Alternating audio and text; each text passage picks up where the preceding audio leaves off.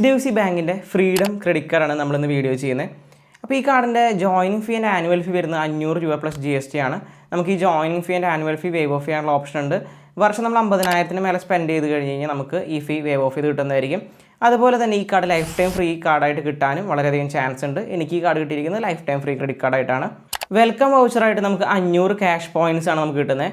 ഒരു cash point value വരുന്നത് 15 പൈസയാണ്. Big basket, book my show, OYO, Swiggy, Uber ഈ പ്ലാറ്റ്ഫോമിലൊക്കെ നമ്മൾ പർച്ചേസ് ചെയ്യുകയാണെങ്കിൽ 10x റിവാർഡ് പോയിൻറ്റ്സ് ആണ് നമുക്ക് കിട്ടുന്നത്. മാക്സിമം നമുക്ക് ഒരു മാസം 2500 പോയിൻറ്റ്സ് ആണ് കിട്ടുക. ഓരോ 150 രൂപ സ്പെൻഡ് ചെയ്യുമ്പോൾ നമുക്ക് ഒരു ക്യാഷ് ബാക്ക് പോയിന്റ് ആണ് കിട്ടുന്നത്. ഈ കാർഡിൻ്റെ എലിജിബിലിറ്റി നമ്മൾ നോക്കിക്കഴിഞ്ഞാൽ ഒരു സെൽഫ് എംപ്ലോയിഡും സാലറിഡ് ആയിട്ടുള്ള ആൾക്കാർക്കും ഈ കാർഡ് എടുക്കാനായിട്ട് പറ്റും.